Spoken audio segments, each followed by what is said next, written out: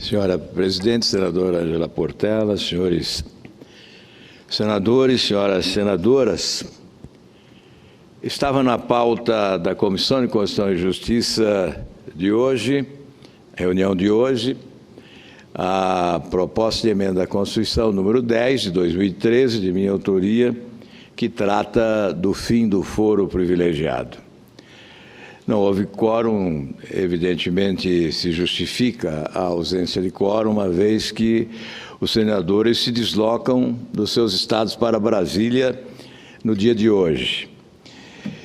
E ganhamos mais uma semana para a mobilização, senador João Capiberibe, que é fundamental para que matéria desta natureza alcance o grau de maturidade necessário para a sua aprovação. Certamente, através das redes sociais e de todos os instrumentos de comunicação possíveis, as pessoas se manifestarão. No sistema democrático é fundamental esse debate, essa transparência, essa participação popular nas decisões do Poder Legislativo. Se muitas vezes erramos, certamente erramos não por excesso de participação popular, mas certamente por ausência da participação popular. É essencial que as pessoas, através dos seus veículos de comunicação, se manifestem num momento crucial para o futuro do país, como este que estamos vivendo. Há um movimento nacional. A população não pede apenas a substituição de umas pessoas por outras na administração pública do país ou no parlamento brasileiro. O que os brasileiros desejam é mudança maior, mais abrangente, que alcance instituições, sim, mas, sobretudo, a cultura política, os métodos de ação, enfim, os sistemas, sistema político, sistema de governança, a legislação com alterações essenciais para que esse movimento de mudança se consolide, se consagre e promova a alteração desse momento que estamos vivendo para um momento em que o país possa realmente se constituir numa nação para todos. O foro privilegiado é uma excrescência. É assim que nós o consideramos.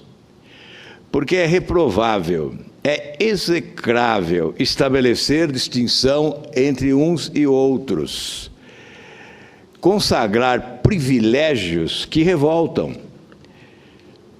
Porque haveremos nós, parlamentares, de sermos colocados num pedestal para um julgamento diferenciado em relação aos demais brasileiros. No Brasil, esse Instituto da Prerrogativa de Foro remonta à existência da República. A Constituição Política do Império do Brasil, que é de 25 de março de 1824, estabelecia em seu artigo 99 que a pessoa do imperador é inviolável e sagrada. Ele não está sujeito a responsabilidade alguma.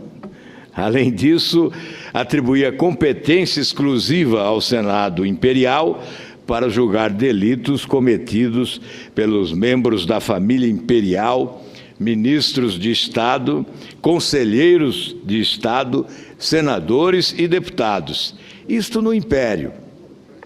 A Constituição Republicana de 1981, foi econômica no uso desse instituto. Atribuiu ao Supremo Tribunal Federal a competência para julgar o presidente dos Estados Unidos do Brasil, dizia a Constituição Republicana de 1981. Já com as demais constituições, se iniciou uma progressiva expansão desse Instituto da Prerrogativa de Foro. Os constituintes foram incluindo ministros de Estado, ministros da Corte Suprema, ministro do Tribunal de Contas, procurador-geral da República, entre outros. Na história republicana, apenas com a emenda constitucional número 1 de 69, 17 de 10 de 69, deputados e senadores foram contemplados com a prerrogativa de foro junto ao Supremo Tribunal Federal. Artigo 119. Todavia, foi com a Constituição de 1988 que a distribuição de foro privilegiado atingiu patamares até então não conhecidos e superou, inclusive, o modelo imperial.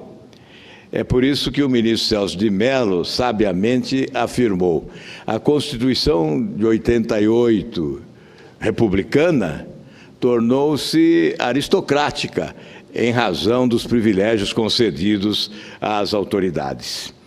O ministro Sepúlveda pertence, em um voto na ação penal 315, no ano de 99, chamou atenção para o estudo de direito comparado relacionado ao Instituto do Foro por Prerrogativa. No âmbito internacional, o foro privilegiado como prerrogativa é tratado de diversas maneiras pelas constituições. Todavia, os Estados são econômicos no consentimento dessa prerrogativa e não contemplam parlamentares. Na França, não há previsão constitucional de foro especial para parlamentares. A Constituição de 58 dá ao Parlamento, convertido em Suprema Corte, a competência de destituir o presidente da República em caso de descumprimento de seus deveres. Artigo 68. Mas apenas isso. Na Alemanha, também não existe previsão de foro especial para os parlamentares. O artigo 61 de 49 atribui competência à Corte Constitucional para julgar o impeachment do presidente, em caso de violação da lei fundamental ou outra lei federal. Na Itália, a Constituição também não prevê prerrogativa de foro para os congressistas. O presidente do Conselho de Ministros e os ministros submetem-se à jurisdição ordinária após a autorização do Parlamento. O Tribunal Constitucional é competente para julgar o presidente da República. Em Portugal, não há previsão constitucional de foro especial para parlamentares. O presidente da República responde perante o Supremo Tribunal por crimes praticados no exercício das suas funções. Nos Estados Unidos da América, o Instituto da Prerrogativa de Foro para parlamentares também não encontrou guarida constitucional. Ações que tenham como parte embaixadores e um Estado tem foro originário na Suprema Corte. Na Espanha, sim, a Constituição prevê, no artigo 71, a competência para o Tribunal Supremo julgar causas contra deputados e senadores, a exemplo do que ocorre aqui no Brasil. É o artigo 71 da Constituição francesa. Enfim, no Brasil, cabe-nos discutir, neste momento, esta questão.